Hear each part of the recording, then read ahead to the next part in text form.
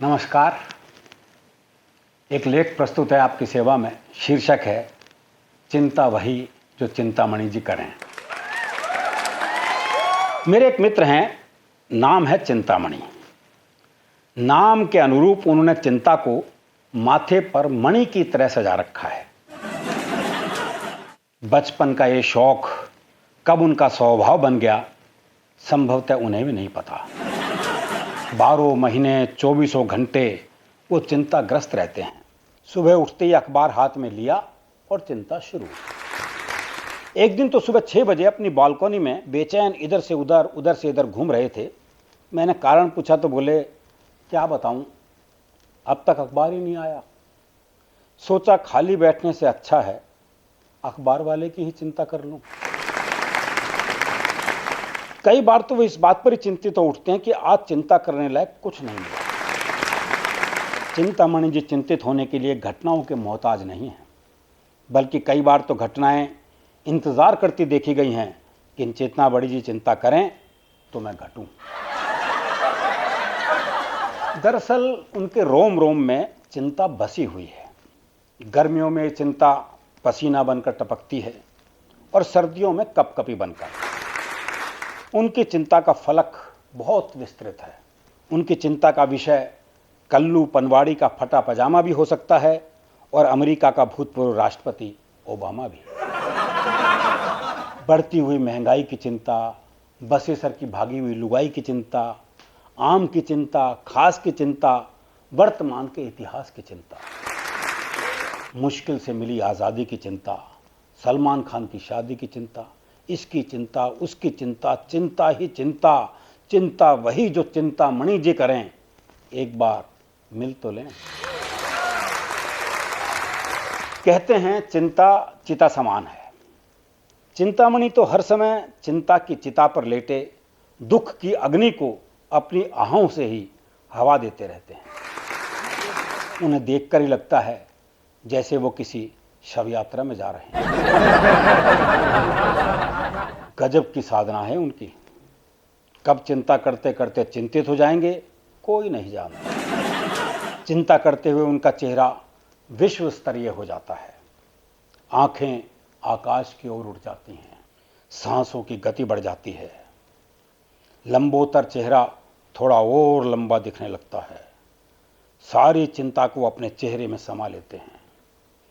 देखते ही देखते उनका चेहरा प्रश्नवाचक चिन्ह का रूप ले लेता है। ऐसा व्यक्ति देखने में ही चिंताजनक लगता है।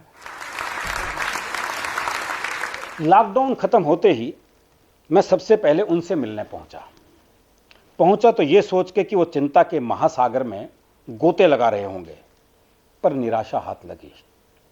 वो चिंतित कम, परेशान ज्यादा नजर आया। चिंता और परेशानी के बीच एक बारीक सी रेखा होती है, जैसे चुनाव के समय अपने उम्मीदवार को जिताने की चिंता होती है और परिणाम आने के बाद दूसरी पार्टी के विधायकों को खरीदने की परेशानी। मैंने परेशानी का कारण पूछा तो वो माथे की त्योरियों को सहलाते हुए बोले, भैया चारों तरफ रोना ही रोना है। टीवी खोलो या अखबार, बस कोरोना ही कोरोना है। पूरा विश्व रुका रुका सा है, हर कंधा झुका झुका सा है। चीन सीमा पर फौज लेकर खड़ा हुआ है, नेपाल का नक्शा अपने आप बढ़ा हुआ है। अर्थव्यवस्था औंधे मुंह पड़ी है, बेरोजगारी मुंह बाए खड़ी है। मजदूरों के पांवों के घाव देखूं या अपनों की प्रतीक्षा में टकटकी लगाए गांव देखूं। दो निवालों के लिए तरसते पेट देखूं या पेट्रोल डीजल के बढ़ते रेट देखूं। गरीब की आंखों में आंसुओं की लड़ी है और ऐसे में नेताओं को चुनाव की पड़ी है। बस भैया यही परेशानी है। अपनी छोटी सी अंजुरी में आंसुओं के इस महासागर को कैसे भरूं, किसकी चिंता करूं, किसकी ना करूं। चिंतामणि जी जैसा चिंतनीय व्यक्तित्व जो हर समय चिंतनाता रहता हो, चिंतामणि जैसा चिंतनीय व्यक्तित्व जो हर समय चिंतनाता रहता हो, अन्यत्र मिलना असंभव है। ये तो उनका दुर्भाग्य है कि वो भारत में जन्मे। अगर उनका जन्म अमेरिका में हुआ होता तो अब तक नोबेल सम्मान से सम्मानित हो चुके होते। इतनी बड़ी प्रतिभा हमारे यहाँ सड़ रही है और हमें इसकी जरा भी चिंता नहीं, और यही उनकी सबसे बड़ी चिंता भी है। एक बार तो उन्होंने मुझसे कहा भी था, बंधु मैं सारी दुनिया की चिंता करता हूं, पर मेरी चिंता कोई नहीं करता। कभी कभी तो मन करता है भाड़ में जाए दुनिया, मैं ही क्यों चिंता करूं।